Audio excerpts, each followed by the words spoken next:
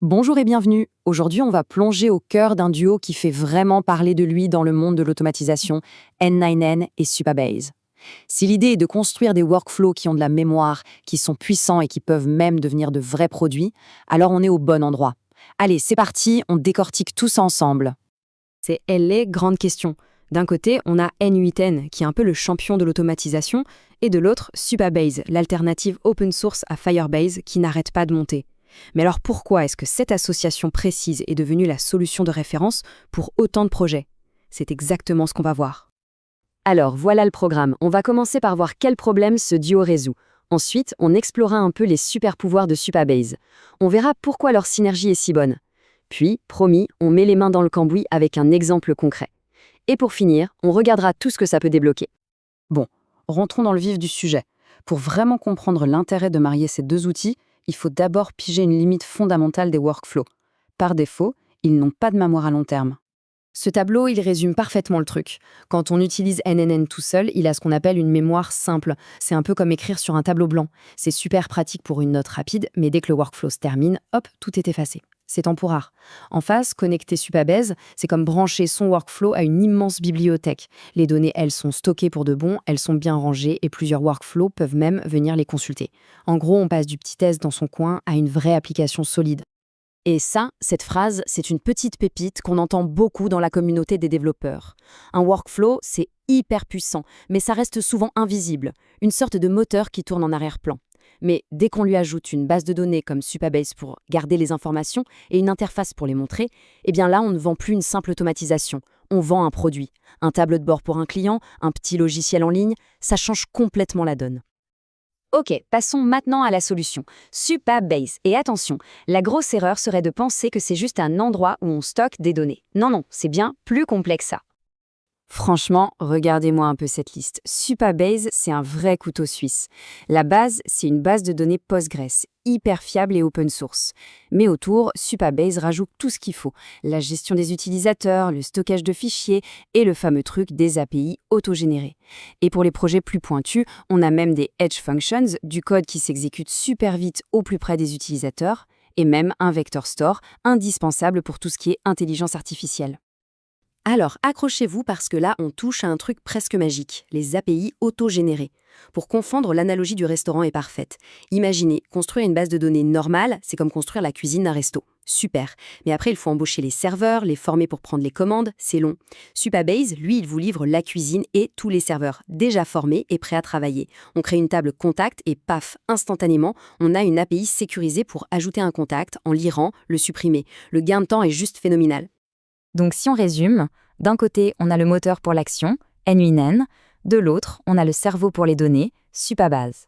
Voyons maintenant pourquoi ce mariage est une si grande réussite. Pour bien piger, il faut faire un petit retour en arrière. Avant, beaucoup de gens utilisaient Firebase. C'était bien, mais avec deux gros soucis. La facture pouvait vite monter et ce n'était pas open source, ce qui veut dire qu'on était un peu piégé, dépendant de leur système. Et puis, en 2020, Supabase débarque. Il change les règles du jeu, en proposant une alternative open source, tout aussi rapide et surtout qu'on peut héberger soi-même si on veut avoir le contrôle total. C'est cette liberté qui a tout de suite séduit. Bon, allez, assez de blabla, on passe à l'action. On va construire ensemble un workflow tout simple, mais que tout le monde connaît, la gestion d'un formulaire de contact. C'est super simple en fait, il y a juste 3 étapes. 1. On prépare le terrain dans Supabase en créant notre table. 2. On met en place le petit workflow dans NNVid. Et 3. On vérifie que tout ce petit monde communique bien. Première étape, direction Supabase. On ouvre l'éditeur SQL et on copie-colle ce petit bout de code. Et franchement, pas besoin d'être un produit SQL. On dit juste « créez-moi une table contact » avec une colonne pour l'ID, le nom, l'email, le message. Et petit bonus, super pratique, un horodatage automatique qui enregistre la date et l'heure exacte. On clique sur « Exécuter » et voilà, notre base est prête à recevoir les données. Maintenant, on bascule sur N8N. Et là, le workflow, il est d'une simplicité hallucinante. Le tout premier bloc, c'est un webhook. Il nous donne une URL unique, c'est l'adresse à qui notre formulaire va envoyer les infos. Le deuxième bloc, c'est le nœud Supabase. On le connecte à notre compte, on choisit l'opération Create pour créer une nouvelle entrée, on sélectionne notre table Contact et on fait juste correspondre les champs. Nom avec nom, email avec email, et c'est tout. Vraiment. Allez, le moment de vérité, on teste. Pour être sûr que tout marche, on se fait une petite checklist. On envoie un message via le formulaire. Est-ce que N9 a bien reçu les données? Oui. Est-ce que le workflow a tourné sans erreur? Oui. On va voir dans Supabase. Est-ce que la nouvelle ligne est bien là? Oui. Et la date de création, elle est correcte? Si on a des oui partout, bravo, c'est gagné. Notre premier workflow intelligent est opérationnel. Ok, ce formulaire de contact, c'est bien sympa, mais en vrai, ce n'est que la partie émergée de l'iceberg. Maintenant qu'on a les bases, on peut imaginer des choses beaucoup plus avancées. Ce que la communauté a réussi à construire avec ça, c'est juste dingue. On parle de chatbots intelligents, type RAG, c'est-à-dire qu'ils vont chercher l'info dans une base de connaissances pour répondre. Ils utilisent Supabase comme mémoire.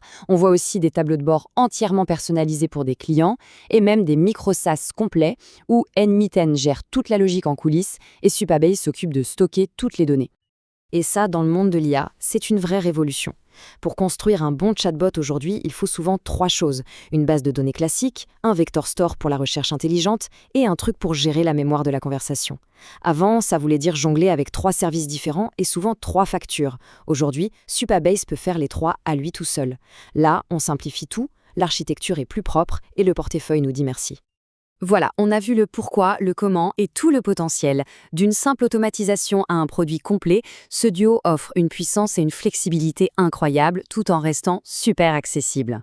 La question maintenant, ce n'est plus est-ce que c'est possible, mais plutôt quelle est la super idée qui va maintenant pouvoir voir le jour grâce à ces outils. L'aventure ne fait que commencer.